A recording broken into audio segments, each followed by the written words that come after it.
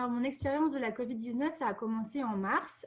J'ai commencé par avoir des symptômes pendant 3 jours assez violents comme de la fièvre, mal à l'oreille et de la fatigue. Donc, j'étais au lit pendant 3 jours. Et après, ça allait beaucoup mieux. Donc, je me suis dit que c'était fini et que j'allais mieux. Mais pendant 3 semaines, j'ai gardé des symptômes grippaux, donc mal à la tête, fièvre. Enfin, non, la fièvre était partie, mais surtout de la toux, difficulté à respirer.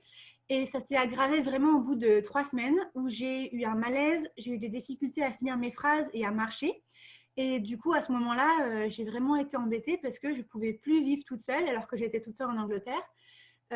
Et à partir de ce moment-là, j'ai revu de la fièvre et on m'a emmenée à l'hôpital. Mais comme j'étais une femme et jeune, ils ne m'ont pas gardée. Et je n'ai pas eu de test non plus à ce moment-là. On m'a envoyée comme ça 3 fois à l'hôpital pour des raisons recommencer la fièvre, aussi parce que j'avais des gros problèmes de respiration, et aussi parce que j'avais de la désaturation. Donc, je passais à 70%, 80% d'oxygène.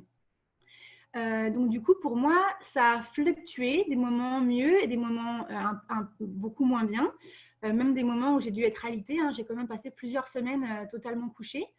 C'est des symptômes quand même à rebond et qui sont multiples. Donc comme symptômes multiples, c'est important de rappeler que ce n'est pas que respiratoire.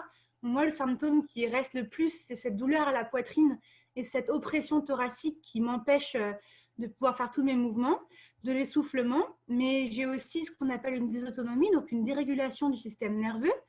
J'ai aussi ce qu'ils appellent une hyperventilation et aussi des symptômes cognitifs. Donc, par exemple, ce qu'on appelle le brouillard cognitif, une difficulté à réfléchir, à me souvenir, à des pertes de mémoire. Et le plus important et le plus gênant pour moi, ce sont des malaises après l'effort qui m'empêchent d'être active et d'avoir une vie normale à 27 ans.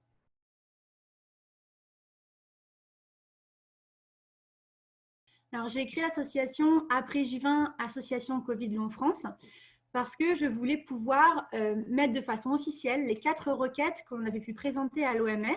Donc, le 21 août, le collectif Après J20, le collectif de Twitter, a pu être invité et moi-même à l'OMS.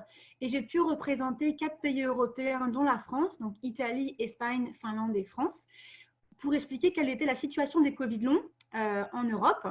Et j'ai présenté 4 requêtes qui sont la reconnaissance. Donc, on a besoin de reconnaissance de la maladie du syndrome Covid long, basée sur des symptômes et pas uniquement sur des tests qui ne sont pas encore systématiquement fiables. Deuxièmement, on a besoin de soins. Tout le monde n'a pas accès aux soins. Moi, j'ai la chance d'avoir pu avoir accès à la réhab post-Covid à Foch, mais ce n'est pas le cas de tout le monde.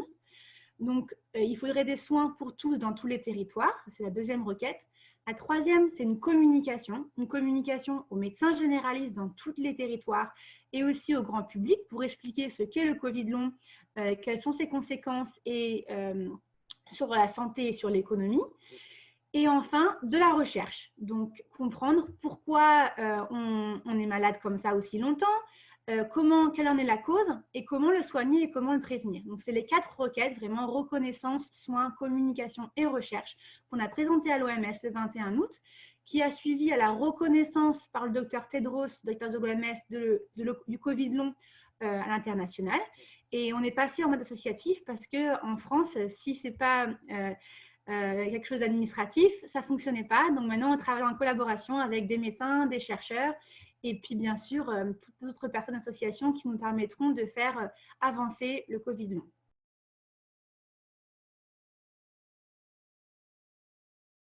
Le Covid long, c'est quand même quelque chose de très important. Malheureusement, on n'a pas de chiffres encore tout à fait fiables et c'est justement comment est-ce qu'on les compte. Et c'était une des raisons pour laquelle on a créé l'association, pour pouvoir compter le nombre de patients Covid long en France et à l'international. Ce qu'on sait, c'est que l'étude américaine du CDC a donné un chiffre entre 15 et 20 et 30% des individus ayant été testés positifs ayant un Covid long. En Angleterre, on est autour de 20%, mais ils mentionnent aussi 600 000 personnes. Ça fait quand même beaucoup de monde. Et l'autre chose qu'il faut mentionner, c'est que c'est un symptôme qui n'est pas uniquement respiratoire, qui touche le cœur, qui touche les vaisseaux, qui touche le cerveau.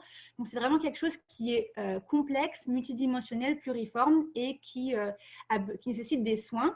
Et c'est important de préciser que c'est bien d'avoir un diagnostic. Moi, par exemple, on m'a diagnostiqué une hyperventilation et une dysautonomie, mais on ne connaît pas la cause et on ne sait pas le soigner. Donc aujourd'hui, j'ai 27 ans, j'ai dû retourner vivre chez mes parents parce que j'ai des problèmes pour tous les jours pour pouvoir vivre et pouvoir travailler. Et donc du coup, il faut absolument qu'on empêche une nouvelle jeunesse d'être handicapé. C'est important de pouvoir soigner cette maladie.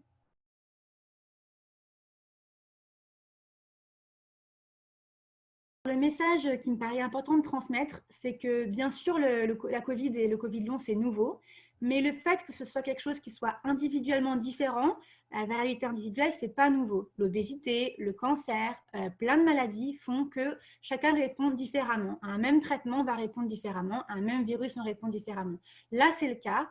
Par exemple, la personne qui m'a donné le Covid n'a pas le Covid long. Pourquoi? C'est une question qu'il faudrait comprendre.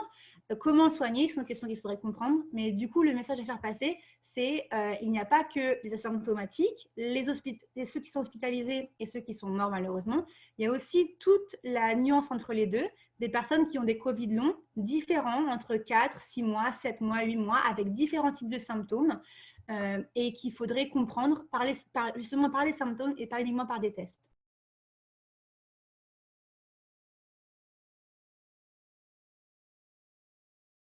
On a eu la chance de pouvoir être invité à l'OMS et d'avoir été reconnu comme syndrome post-Covid. Et d'ailleurs, le Dr Tedros a appelé à soigner et à faire de la recherche sur le long Covid. Maintenant, on est toujours en discussion avec eux, on travaille en collaboration avec eux. Mais ce qu'on attend, ce serait des guidelines concrets en disant, voilà, comment est-ce qu'on diagnostique le syndrome du Covid long ou les syndromes du Covid long, comment est-ce qu'on soigne et comment est-ce qu'on le prévient. Il faudrait qu'il y ait des choses concrètes à donner à tous les médecins généralistes, à donner aux spécialistes, pour pouvoir aider, reconnaître et soigner les patients parce qu'il y a beaucoup trop de non-accès aux soins du fait de tests négatifs.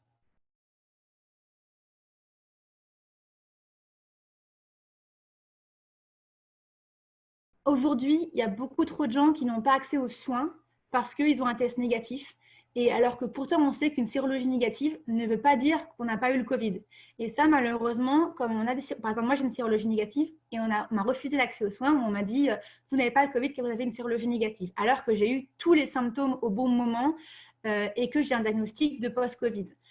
Donc du coup, je pense que c'est très important qu'il ne faut pas restreindre l'accès aux soins à ceux qui ont eu une sérologie négative ou qui n'ont pas eu de chance d'avoir le test PCR en mars, parce que ce n'était pas autorisé d'avoir un test PCR en mars. Donc ça, je pense que c'est très important. Et maintenant, avec la science, on sait qu'il y a aussi l'immunité cellulaire et on sait qu'il y a aussi la question des anticorps qui diminuent avec le temps. Donc, il faut être un peu plus ouvert, un peu plus flexible et surtout reconnaître par les symptômes et le tableau clinique et pas uniquement sur les tests.